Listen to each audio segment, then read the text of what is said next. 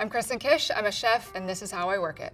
I'm gonna take you through 24 hours of my beauty and wellness routine. Food to me is my love language. I know we've all read that book. And we all know which ones we are. Food needs to be right in there. I've been in this industry for over 15 years, give or take. Arlo Gray opened June of 2018. I'm the executive chef and partner. I went to culinary school in Chicago, had my first executive chef position at 24. I eventually went on TV, won Top Chef Season 10 in Seattle, hosted a show on Travel Channel called 36 Hours in partnership with the New York Times, wrote a cookbook, Kristen Kish Cooking, Recipes and Techniques, and I have a new TV show called Fast Foodies. The most challenging part of being a chef, we miss holidays and special occasions and we work weekends. It's hard for me to say there's a negative because I live and breathe this industry. I love it. It's what I feel good at. It's what I am most confident in. The most rewarding part to working in a restaurant, whether you're the chef or you're a part of the team, is when that team vibes and you create that family. That is a bond like you will never ever have. Good morning to 6 a.m. Austin time. I kind of enjoy now, more than I ever have, waking up when it's still just a little bit dark out. There's a peace and like this calm that I need going into perhaps not a very calm day. Beauty and wellness. What is that? Just kidding. I think it's funny that I'm even here talking about beauty and wellness because I just quit smoking. I always start with about a pint of water. I like to freshly juice lemon and ginger. If you need a juicer, the Omega juicer is like so good. And so I do a couple tablespoons of this concentrate with cold water. I have to drink my water cold. Keep it straight. And then from there, I typically have 3 coffees. With my first coffee, I get started on emails. My first hour and a half that I'm up is like my meditation. It's my quiet time. It's the only thing that I ever have consistent in my life is water, coffee, and a shower. That's it. Some days I don't even take a shower, I'm not gonna lie. I swear I don't smell. I am Korean and I don't produce body odor. It's like a fun fact that I like to talk about at parties. If I could figure out how to bottle up that gene, let's all take a minute and think about this. I feel like we could all benefit. We are now all part of the same business plan. And we're all rich now. First time I think I've ever recorded myself in the bathroom. Oh wait, I do have something that's like beauty-ish. I am obsessed with my teeth. I use an electric toothbrush. I'm accused of using too much toothpaste, but I feel like this is an appropriate amount. I do use a lot of floss because I like to feel like each tooth is getting a clean piece. And I whiten them religiously. So I use crushed white strips. I probably use them a couple times a month. I like nice teeth. I appreciate nice teeth. I like to keep them white. I've never had braces. I've never been to an orthodontist a day in my life. I don't know my birth parents, so whoever gave me these teeth, thank you very much. Here we go. So, the majority of my life, I use Dove bar soap. I use it on my face, I use it on my body. Sometimes if I got real lazy, I used it in my hair. I did kind of have a little glow up. I started buying this bar soap that's a French brand that's like pH balanced. Lathered soap. Starts with a G, don't know how to pronounce it. Pretty sure it ends with 2 E's. And then I rinse it off. Pretty riveting material. I still use Dove soap on the body. And then there's a little 2-ounce lotion that cost me like $45, which is like mind-blowing to me that you would spend that much on lotion. But I got obsessed with it because I love the way it smells. And then my lotion. Again, very fancy for me because I was, for a long time user, of just a cheap bottle of lotion from CVS. I feel like I learned putting it on my face like this in like magazines or something. And then I wrote it, someone is definitely cringing right now. And I always do my neck. I moisturize, and that is all you want on your face because there's nothing worse than opening up an oven, a steam oven, and then like if you had mascara on or other makeup, it would probably like cake to your face. Pro tip with me and my hair, when I have greasy ends, because I have very coarse, thick Asian hair, is sometimes just wipe the rest of my hair. Pre-COVID, I had buzz sides and like, you know, kind of like a coif thing, and I would get haircuts every week and a half. I've always wanted to shave my head, and I eventually did not too long ago, a few months ago. Also, again, because COVID, I had to learn how to buzz my own hair, so I give myself my own haircuts now, which is really fun. It's a 1, it's a 2, it's a 3, and then it's a grazing of a 4. So if we probably look a little close and I like turn, you'll see a line that I didn't know how to blend, but what are you gonna do? The only makeup I ever wear, and it's only because I'm when I'm in front of a camera. I'll do this black eyeshadow about this big, and I think I bought it from CVS like 8 years ago, and I still have it because that's how often I don't wear makeup. And then some Neutrogena like mascara, and that's it, Carmex. That's all. After I do the coffee, water, shower, brush your teeth, I'm obsessed with ironing, so I need all my aprons and my shirts to be freshly pressed. I feel like it's also worth noting that I love a lint roller. So anything that's dark, typically my hat, my jeans, aprons, I do like to lint roll. So I have full kind of sleeves, I guess, from on both arms, and then a few like small things on my neck. When tattoos are fresh, I like to use Aquaphor, Paw, or whatever kind of Vaseline stuff you have on it. And then after that, I just use Aveeno lotion, just like as if I didn't have a tattoo. I always like my arms moisturized. Sometimes I forget about my legs because I'm wearing pants, and then you put your jeans on and then you just don't want to take your jeans off and put it back on. But my arms are mostly always exposed in some way, so I do remember to do that. And then my hands. I'm wiping on my lips. And that's it. Blundstones are amazing. They are waterproof and heat proof. Like, you pour boiling water on that toe and you're not gonna feel anything. When I'm working in the kitchen, the last thing I do is kind of care about everything that's happening. I want to feel good in like my apron and my shirt. I'm very specific.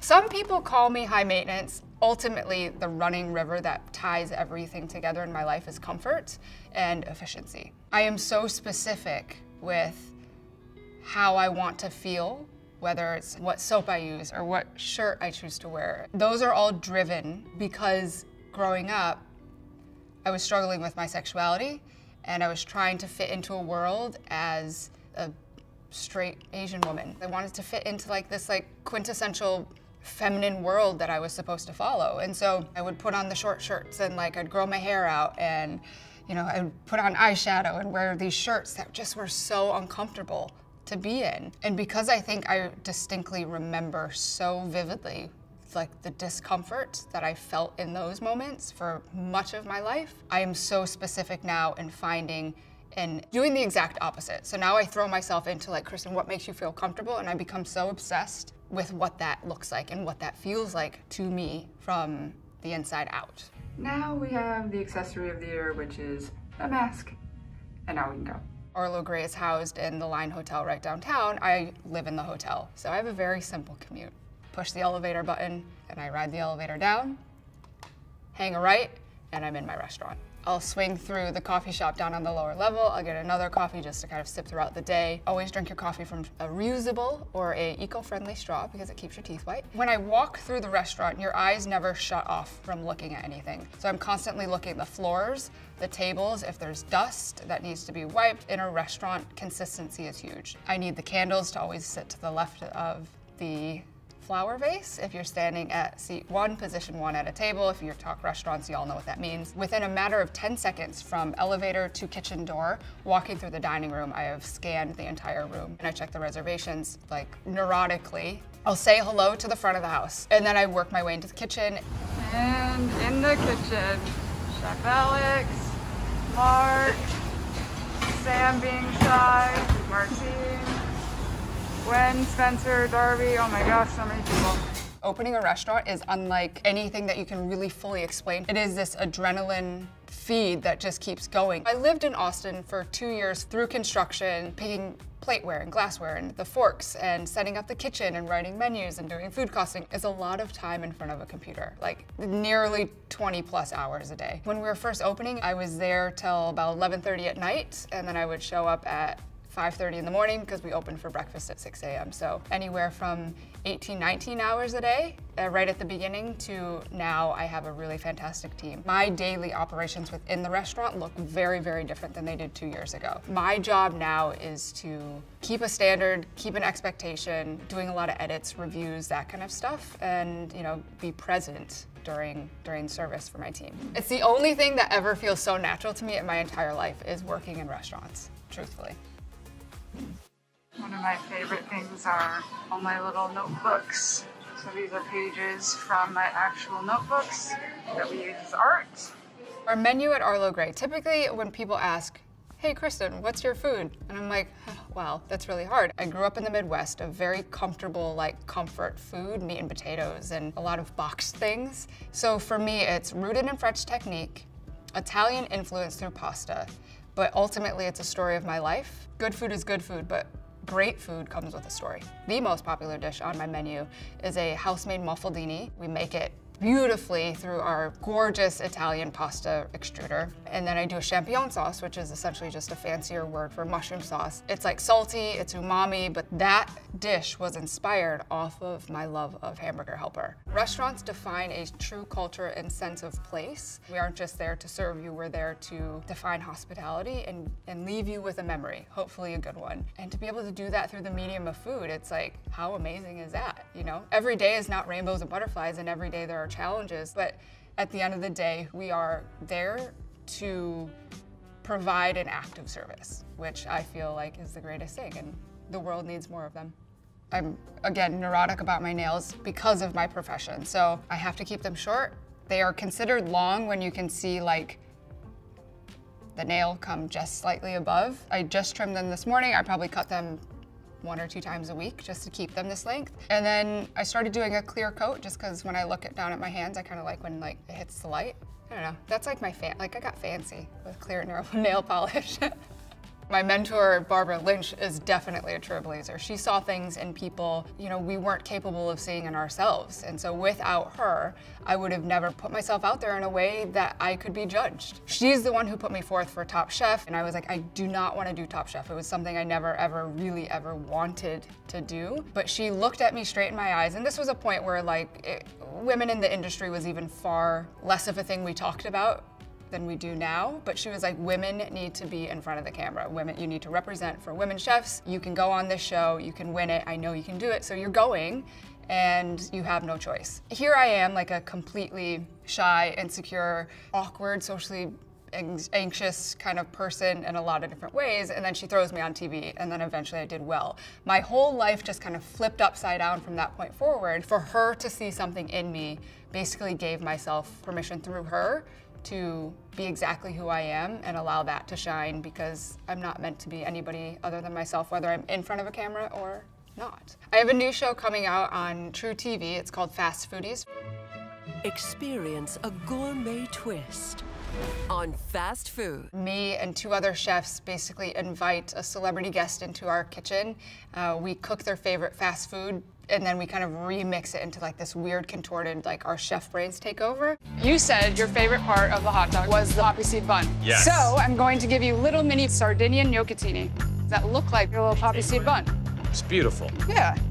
Kristen won, everybody. Everyone offers hair and makeup. I typically say no, to be honest. I'm like, I don't want stuff on my face. If you want, you can just put a little bit of powder here, because this becomes like a headlight. But again, if I'm cooking, the last thing I want to do is look like I'm wearing makeup. We are about 5 minutes before service, 20 minutes before our first reservation, so every yurt is ready and set. Team setting up. Say hello. Hello. It's a very, very special dining experience here. When you work in restaurants, and I think a lot of people will mirror this sentiment, is that you always have to remain on like the verge of hunger. Because if you're too full and then you're around food and you're like, ew, this is gross. And then when I know I'm kind of slowing down and the night is kind of coming to an end, I'll do like my main sweep through the dining room. That kind of marks the end of the evening. And then I'll typically start shoveling food in my face. So as chefs, we eat standing up most of the time out of plastic containers over a trash can. And that is my preferred way of eating.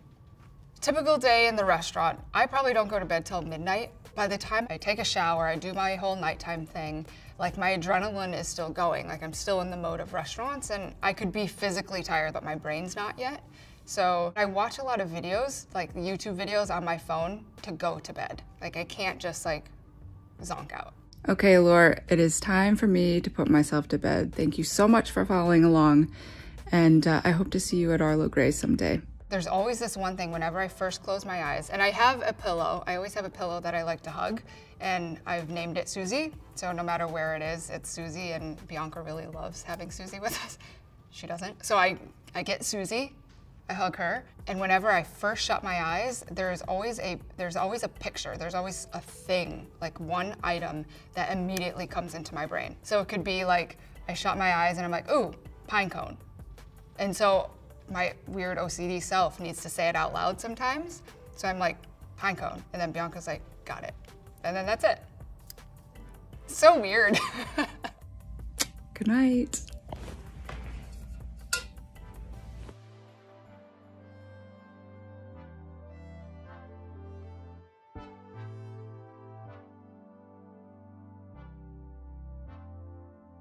So I do want to take a minute and address the fact that we are still in a worldwide pandemic. And by no means am I taking away anything from any other industry, but speaking from my point of view and my experience, restaurants are in a tough spot.